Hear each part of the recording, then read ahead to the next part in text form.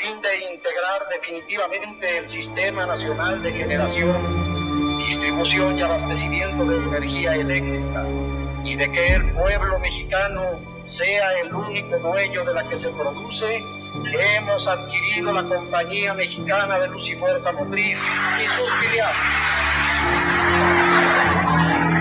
Les devuelvo la energía eléctrica, que es de exclusiva propiedad de la nación, pero no se confíen, porque en años futuros algunos malos mexicanos identificados con las peores causas del país intentarán por medios civiles entregar de nuevo el petróleo y nuestros recursos a inversionistas extranjeros. Ni un paso atrás fue la consigna de don Lázaro Cárdenas al nacionalizar nuestro petróleo. Solo un traidor entrega su país a los extranjeros. La producción industrial y agropecuaria decae precipitadamente luego del relativo auge durante la Segunda Guerra Mundial.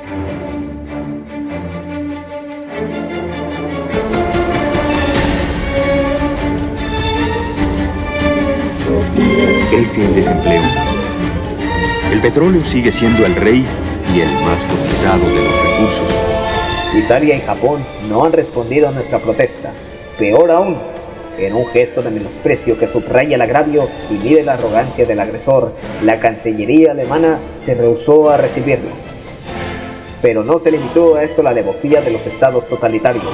7 días después del ataque al potrero del Llano, un nuevo atentado se llevó a cabo.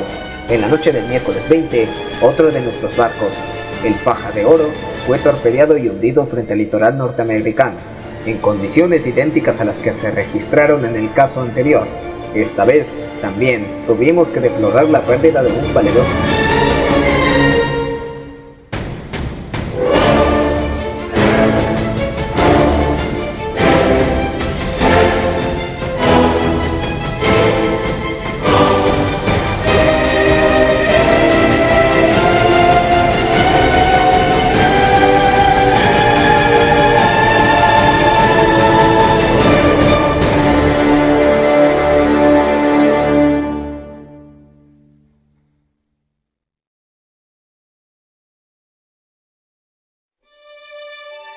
El milagro mexicano fue un desarrollo económico alto y sostenido de 1940 a 1970.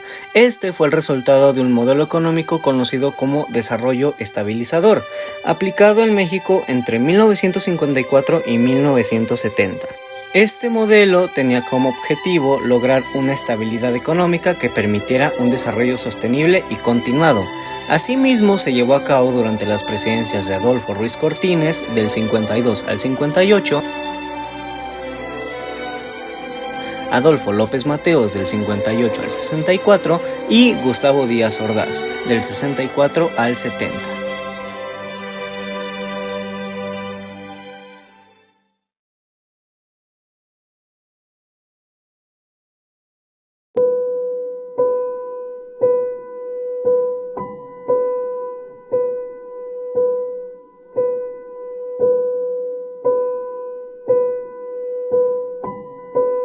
A pesar de la huella histórica que ha supuesto este acontecimiento dentro de nuestro país, a día de hoy se sigue emitiendo información acerca del impacto de este mismo en otros ámbitos, como bien lo puede ser la educación, la política y la sociedad. Es por eso que el día de hoy vamos a hacer un pequeño ejercicio de memoria histórica y vamos a recordar cómo es que el milagro mexicano impactó en todos aquellos ámbitos que realmente no pensamos que iban a ser de tanta importancia, pero realmente sí lo son. Así que vamos, acompáñame en este pequeño viaje que vamos a hacer.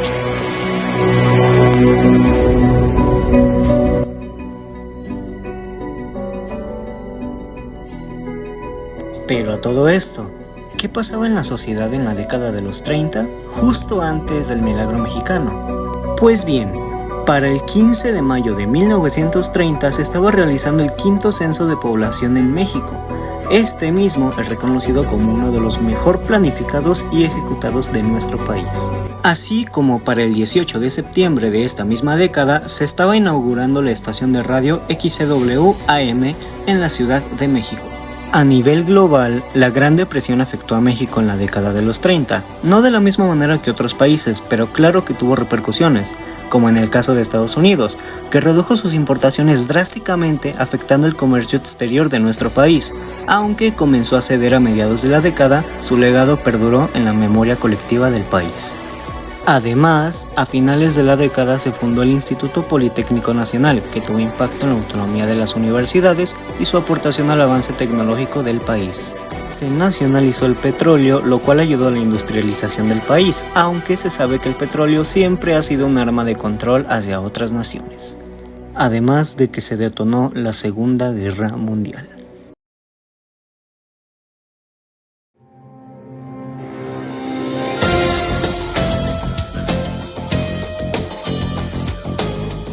Antes del desarrollo estabilizador, durante el periodo cardenista se gestaron importantes reformas sociales y políticas en las que se beneficiaron principalmente a las clases populares. Esto se logró mediante una enorme repartición de tierras y expropiaciones en las industrias petroleras, eléctricas y agrícolas. Por lo que Cárdenas puede ser visto por muchos como un ícono del nacionalismo mexicano y un ejemplo de cómo el gobierno puede intervenir para corregir las desigualdades históricas. Sin embargo, estas mismas reformas y políticas pueden ser vistas desde otra perspectiva como excesivamente radicales e innecesarias. Durante este periodo, la economía se basaba en la agricultura y la exportación de minerales, mientras que la industrialización se centraba en la producción de bienes de consumo básicos. La economía estaba afectada por la inestabilidad política y económica, con periodos de crisis recurrentes. La inversión extranjera era limitada debido a la incertidumbre y las políticas proteccionistas. Además, la falta de infraestructura adecuada obstaculizaba el desarrollo económico. Esta situación contribuía a altos niveles de pobreza y desigualdad social en el país. En definitiva, aunque las reformas del periodo cardenista fueron valientes, sus efectos mixtos en la economía y sociedad mexicana muestran que el camino hacia el desarrollo y la equidad es complejo, además de estar lleno de desafíos. Después, durante el periodo de Manuel Ávila Camacho, Miguel Alemán y Adolfo Ruiz Cortines, se puso en práctica un nuevo modelo económico llamado sustitución de importaciones. En este periodo hubo un crecimiento sostenido, pero con inflación, es decir, subió el precio de los productos. Además, la alianza entre el sector público y privado fue fundamental para la construcción de la infraestructura y de fábricas.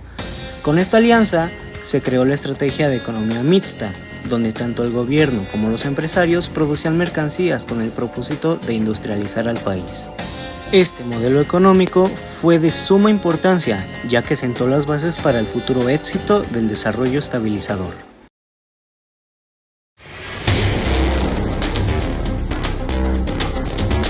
Para el 5 de febrero de 1930, en México se perpetra un atentado contra el presidente Pascual Ortiz Rubio, el cual ocurrió precisamente el día en el que Ortiz Rubio tomó la posesión de la presidencia en el Estadio Nacional.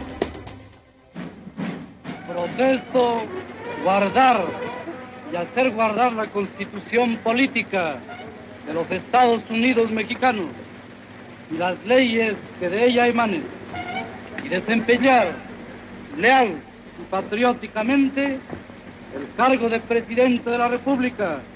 Después de dar su juramento, Ortiz Rubio unos momentos más tarde se trasladaría al Palacio Nacional para recibir las felicitaciones de amigos y compañeros, pero al dirigirse a su automóvil fue baleado por un civil llamado Daniel Flores González.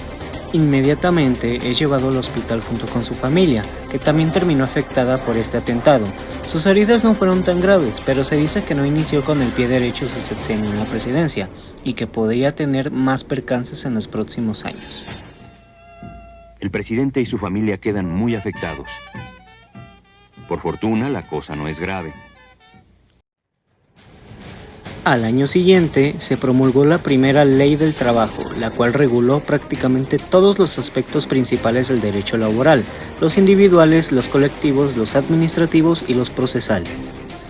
Fue el en ese tiempo expresidente Emilio Portes Gil quien propuso esta ley, que fue aprobada y tomada como un complemento al artículo 123 de la Constitución sobre la formación de un sindicato.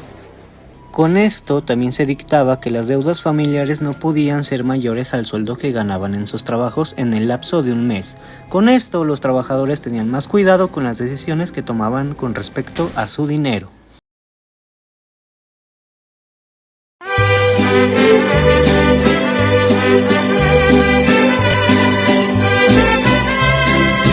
Los previos 20 años al milagro mexicano, la educación pasó por cambios increíbles y significativos que cambiaron el rumbo del país. Al tener 2 presidentes y 3 interinos, cada uno con sus ideologías sobre la educación que el país necesitaba para progresar, se vivía un constante de inestabilidad e incertidumbre en cuanto a cómo se llevaría a cabo la educación en el país. Justo como Obregón y el nacimiento de la SEP, el implemento de becas y desayunos escolares de la mano de Vasconcelos llevando una educación nacionalista, su lucha contra el analfabetismo, las misiones culturales, sus proyectos e inversión en el arte y en bibliotecas tratando de dejar un legado para volver del país uno culto, lamentablemente un proyecto que incluso décadas después del país no pudo conseguir. Posteriormente le siguió Calles, que aunque fue mayormente recordado por su conflicto con el clero y la famosa Guerra Cristera, donde varios maestros de la época fueron sometidos, torturados y asesinados por su presunta educación socialista, las escuelas para huérfanos, la escuela médico-veterinario, entre otras, fueron eventos que se vieron opacados por su polémico actuar con el clero. Se mostraba simpático ante la situación, pero firme a su ideología de quitar de las manos del clero el poder a toda costa. Claro, fue seguido de sus títeres del Maximato, donde Plutarco dejó en claro que no necesitaba estar sobre la silla para tener el control y poder del país, reafirmando su autoridad. La educación tuvo una ligera pausa sin grandes aportes, al menos hasta la llegada del general Lázaro Cárdenas, que llegó para cambiar el rumbo del país y su educación. Un momento al que le queremos dar su propio espacio es al mítico discurso que recitó Vasconcelos con motivo de reconocer la toma del cargo de rector de la Universidad Nacional de México, discurso que vamos a escuchar a continuación.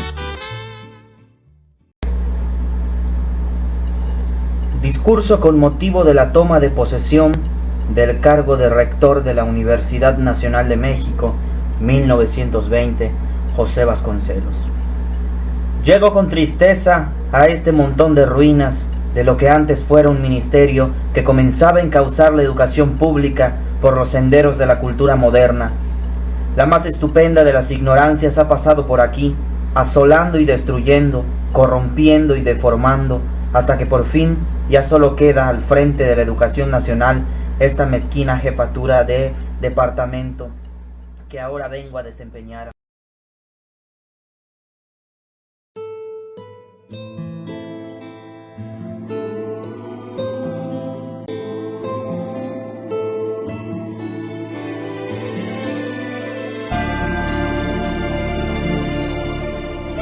La Segunda Guerra Mundial confrontaba al mundo. La gran mayoría de países sufrieron los estragos, como matanzas, hambruna y poca mano de obra. En México, en los años 40, se destacó a nivel mundial por su desarrollo económico, político e intelectual. Había un nuevo presidente, Ávila Camacho, conocido como el Presidente Caballero, por comprometer su palabra en pro de la libertad de culto en el país. También, en 1940, surge la Exposición Internacional de Surrealismo, que introdujo al país en la corriente artística, tanto que el propio André Breton, considerado como el fundador y principal exponente de este movimiento que está tan fuera del ordinario, dijo que México era el país más surrealista del mundo. Mientras Cantinflas reina en los cines mexicanos, México se dispone a invadir el mundo con una canción llamada Bésame Mucho, una de las canciones mexicanas más universales y con más de 1000 versiones distintas, traducida a más de 20 idiomas a lo largo de todo el mundo. Bésame Pero no todo era arte y música. En 1942 México declara el estado de guerra, decisión que fue tomada por unanimidad por la Cámara de Diputados el 28 de mayo de 1942, estableciendo que México se encontraba en estado de guerra desde el 22 de mayo de 1942. Creando así, un año después, en 1943, el Instituto Mexicano del Seguro Social, IMSS. Esta institución desempeñaba un papel crucial en la prestación de servicios sociales y de salud a los ciudadanos mexicanos. En 1945, el final de la Segunda Guerra Mundial marcó un importante hito mundial, provocó importantes cambios geopolíticos y dio forma a la era de la posguerra. Tras esto, en 1946, Miguel Alemán Valdés asume la presidencia de México. Su mandato del 46 al 52 se caracterizó por una rápida modernización y crecimiento económico, ya que este buscó combatir la inflación mediante el incremento de la producción agrícola e industrial, a través de la sustitución de importaciones. Alemán fue miembro del Partido Revolucionario Institucional, PRI, y desempeñó un papel fundamental en la configuración de las políticas de México durante este periodo. En 1947, las mujeres obtuvieron el derecho al voto en México. Este fue un paso significativo hacia la igualdad de género y la representación política. Para 1948, México se convierte en miembro de la Organización de los Estados Americanos, OEA, fortaleciendo sus vínculos con otros países de las Américas, que supone garantiza paz, seguridad y desarrollo en procesos políticos. En la década de los 50, México experimentó importantes cambios económicos y sociales. Crecimiento económico durante los años 50. El país experimentó un despegue económico. Este periodo se caracterizó por un crecimiento constante de las industrias. El presidente Ávila Camacho contribuyó a consolidar el mercado interno, lo que favoreció la producción de recursos para la vida cotidiana desigual y movimientos sociales. A pesar del crecimiento económico, hubo desigualdades en el país. Los beneficios no llegaban a los más pobres, lo que generó tensiones. Durante el sexenio de Echeverría se intentó aumentar el gasto público, pero esto llevó a una mayor deuda externa. En resumen, los años 50 en México fueron testigos de cambios significativos en la economía y sociedad, marcando el camino hacia el México moderno que conocemos hoy.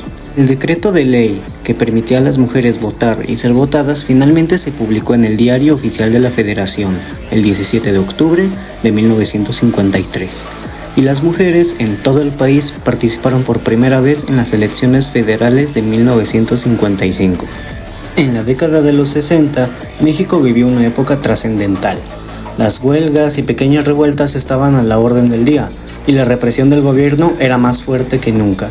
Además, ocurrieron eventos significativos en diversos aspectos, tal como lo fueron los movimientos estudiantiles de los 60. Uno de los momentos más oscuros fue la matanza de Tlatelolco en 1968, donde cientos de estudiantes fueron asesinados por las fuerzas gubernamentales.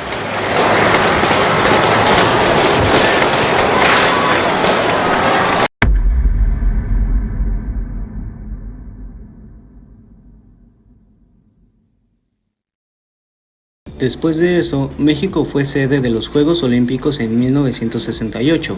Este evento marcó el despertar de conciencias jóvenes y desafió la creencia de que era solo un movimiento excéntrico que desaparecería.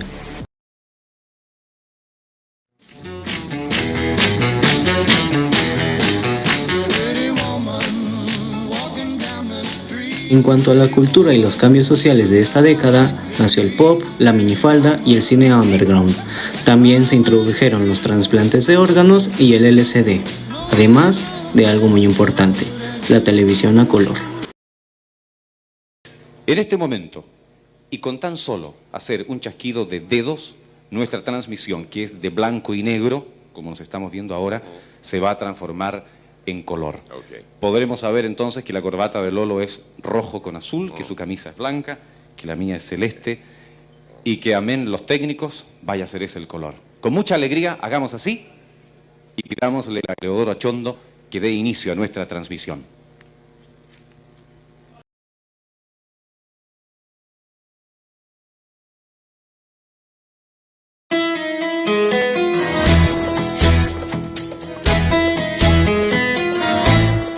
La juventud tomó conciencia de su papel en la sociedad, lo que resultó en una explosión de ideas. Fue una década curiosa, extraña e inimaginable. En resumen, los años 60 fueron una mezcla de cambio social, activismo, creatividad cultural y desafío al status quo.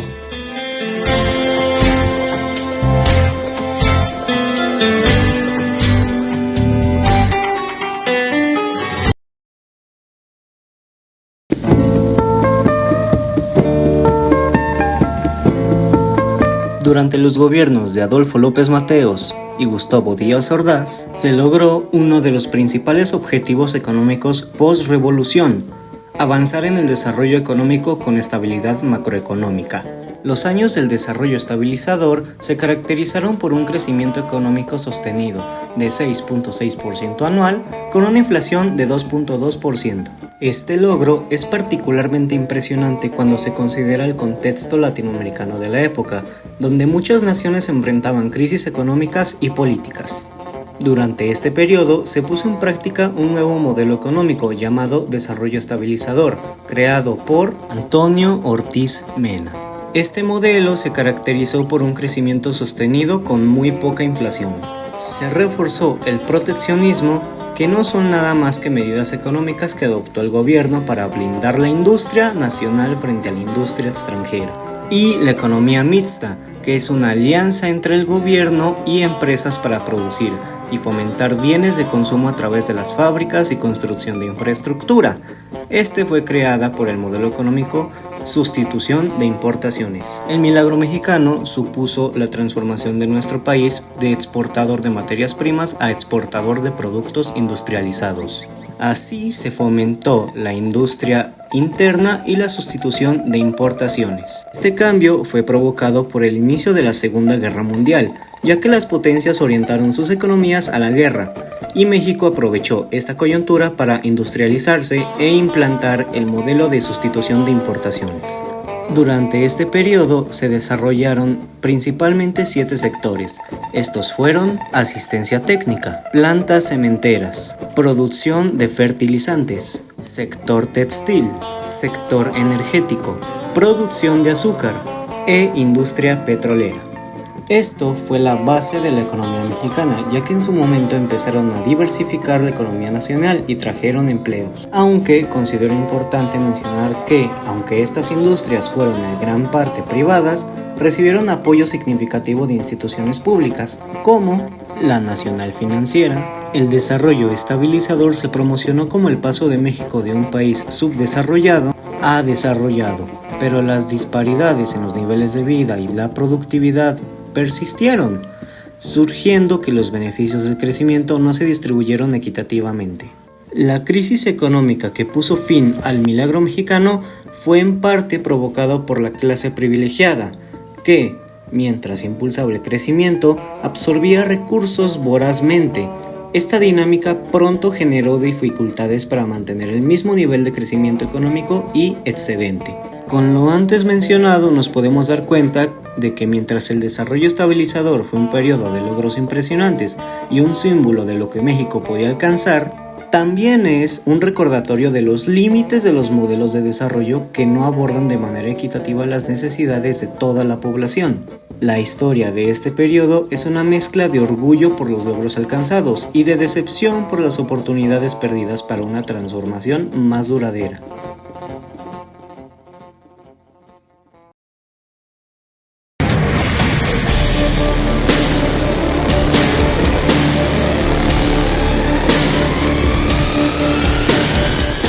En el año de 1945 empezó la Segunda Guerra Mundial, en donde México solo tuvo participación en ella por medio de la Fuerza Aérea Expedicionaria con el Escuadrón 201 y abasteciendo de productos de uso y consumo a las potencias.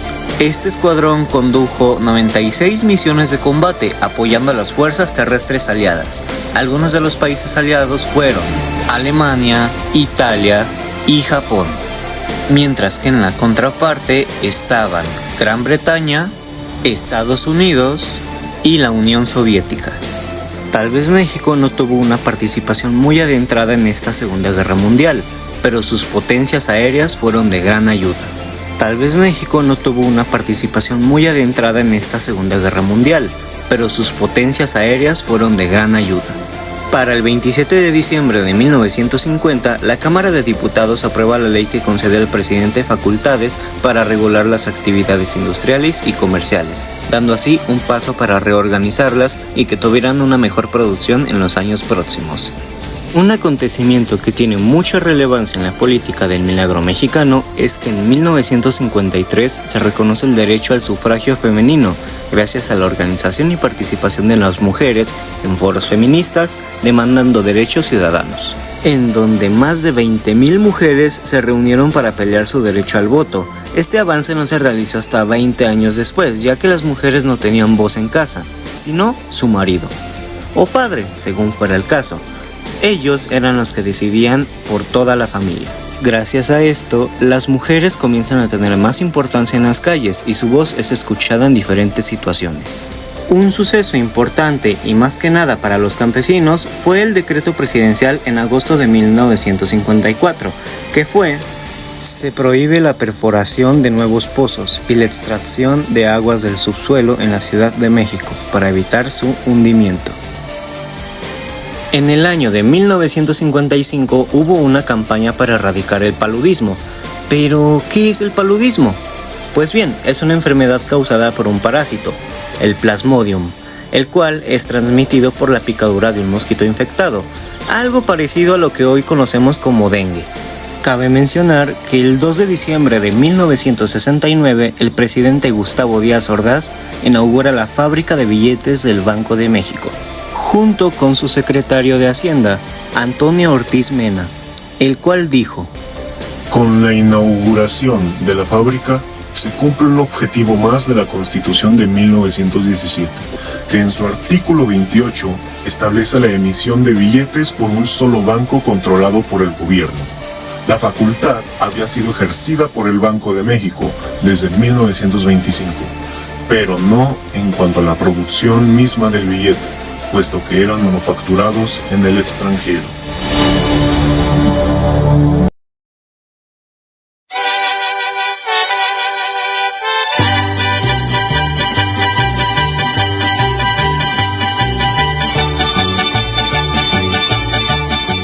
A lo largo de los años que conforman el milagro mexicano, en cuanto a la educación, hubieron cambios significativos y que dejaron huella en México como país y sociedad.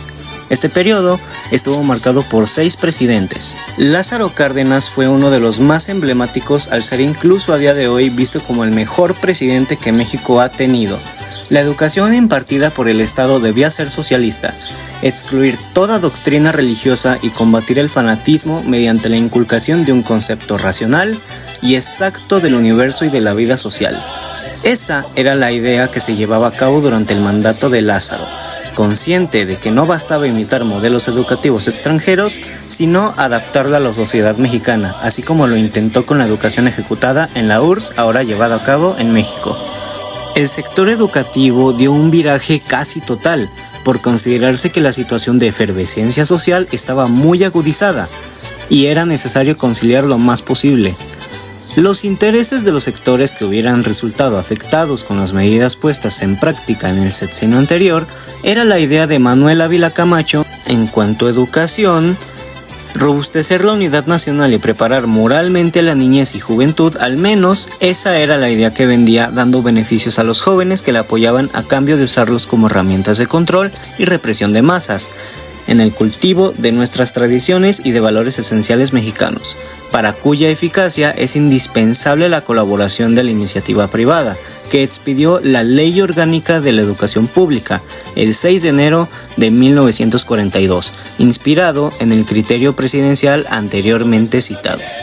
Este fue el primer paso para la posterior reforma al artículo 3 constitucional. Por su parte, Miguel Alemán, hacia 1949, el secretario de Educación Pública, Manuel Gual Vidal, declaraba: la Secretaría de Educación Pública ha prestado especial atención a los ideales internacionales de educación, formulados por los diversos organismos de este tipo, lográndose que las direcciones generales los convirtieran en motivos centrales de la actividad docente. En vista de lo anterior, se destinaron la mayor parte de los recursos económicos de la SEP hacia la consecución de estos objetivos, que habían sido establecidos como campaña a seguir desde el régimen anterior. A estas actividades se añadieron dos más, pero ya como aspectos secundarios: la campaña pro abaratamiento de libros de texto y una campaña del ahorro escolar y la creación de cooperativas escolares. Posteriormente, Adolfo Ruiz Cortines, para la consecución de estos fines, expidió la Ley Orgánica de la Educación Pública el 6 de enero de 1942, inspirado en el criterio presidencial anteriormente citado. Este fue el primer paso para la posterior reforma del artículo 3, así lo estableció su tocayo. Adolfo López Mateos, en cambio, fue en este gobierno cuando se volvió a insistir en la implazable necesidad de organizar el sistema educativo nacional, pues incluso en el aspecto básico de la alfabetización y después de 18 años de haber iniciado la campaña contra el analfabetismo, los trabajos realizados no habían logrado reducirlo de manera considerable y se estaba aún muy lejos de alcanzar los objetivos de terminarlo completamente, aunque durante su gestión tenía su atención en otras cosas. Uno de los principales fines de la política oficial de este sexenio fue imponerse objetivos definidos y asignar mayores recursos al mejoramiento sustancial de la educación, por lo menos en lo referente al nivel primario, a fin de poder proporcionar a la población en edad escolar los servicios educativos y atender con energía al analfabetismo, además de aumentar el rendimiento de las escuelas normales y crear otras en provincia, para contar cada año con un mayor número de profesores bien preparados. También dentro de estos objetivos estaba desarrollar la capacitación agrícola de los campesinos y acelerar la capacitación técnica de los obreros, haciendo evidentes su ideología capitalista. Y por último, Gustavo Díaz Ordaz, que además de la polémica y desgracia por lo ocurrido el 2 de octubre en la Plaza de las Tres Culturas en Tlatelolco, su idea de educación en México se vio reconocida por la expansión del sistema educativo, pero a un ritmo menor que en el gobierno anterior, la creación del plan de 11 años para mejorar la educación primaria, pero aún quedaron 2 millones de niños sin acceso, y la proposición de una reforma educativa integral, cerrando esta época como una de las más grandes desgracias del país.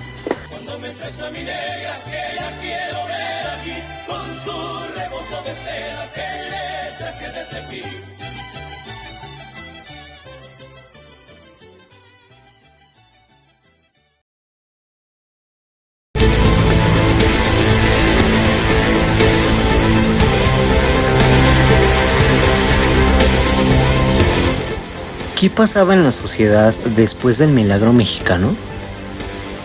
Pues en 1976 México sufrió una de las peores devaluaciones de su moneda en la historia. Esto se debió a la caída de los precios del petróleo, que era la principal fuente de ingresos del país.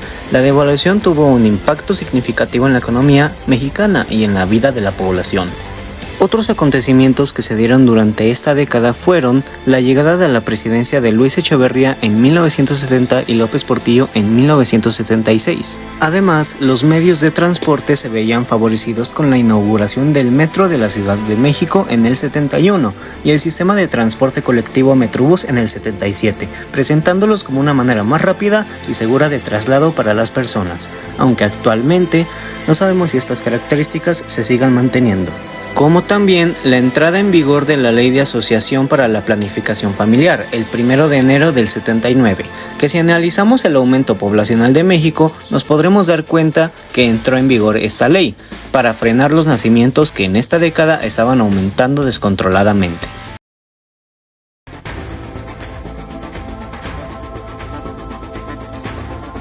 Después del milagro mexicano y del crecimiento económico, México experimentó una serie de desafíos económicos, incluida la crisis de deuda en los años 80, la liberalización económica en los años 90 y la entrada en el Tratado de Libre Comercio de América del Norte.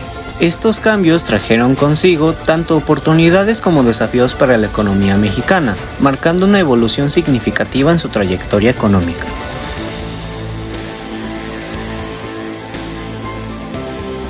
El 8 de julio de 1976 en México, Julio Scheller García y su equipo recibieron un duro golpe traicionero, un atentado contra la libertad de expresión para cesar las agudas críticas que realizaban desde su medio de comunicación, el periódico Excelsior, en contra del gobierno de Luis Echeverría Álvarez. En 1981, el presidente José Luis Portillo declara que no habrá devaluación y afirmó: Lucharé como perro para mantener el peso estable. No quiero premiar a los especuladores. Hay una conjura contra nuestro peso.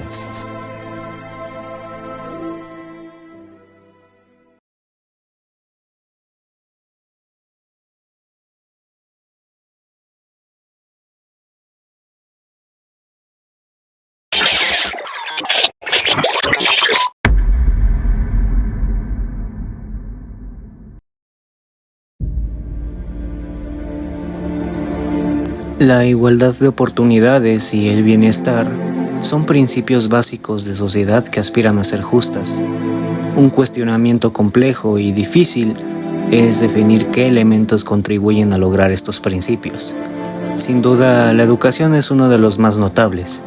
Es evidente que en México la educación difiere de ser igualitaria y universal. Si consideramos las regiones, se observan enormes diferencias. La carencia de educación adecuada es señalada como factor determinante en la continuidad e incremento de la pobreza en países de América Latina. Implica considerar a la educación como sector clave para la integración de México al contexto de globalización comercial, libre competencia y al mismo tiempo impulsar un proyecto de desarrollo nacional. Este contexto justifica estudios sobre educación, ya que interesa a autoridades educativas no seguir repitiendo los errores del pasado e interesa a la comunidad académica buscar una interpretación objetiva sobre las funciones reales del sistema educativo. Esto se marcó para el resto de años, aunque lamentablemente no han existido grandes cambios, pero sí grandes similitudes con nuestro pasado.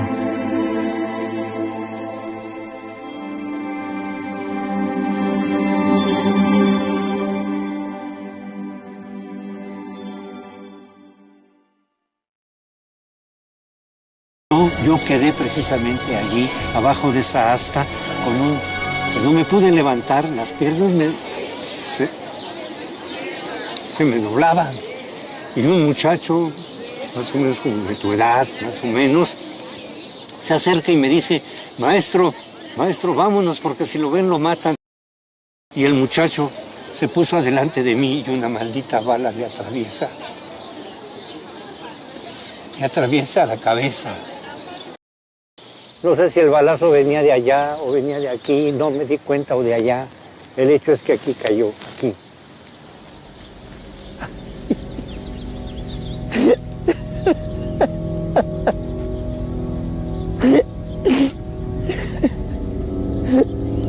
Ay, es lo más tremendo de mi vida.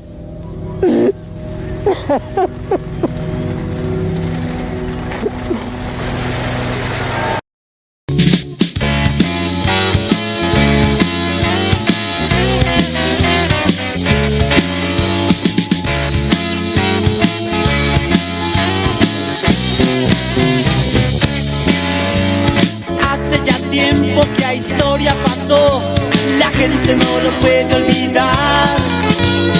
Entre Tlatelolco la sangre corrió de letrados que sabían la verdad.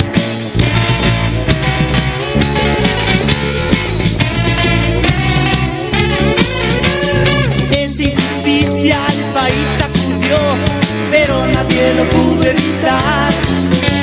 Las Fuerzas Armadas, el gobierno mandó con orden directa del tirar a matar.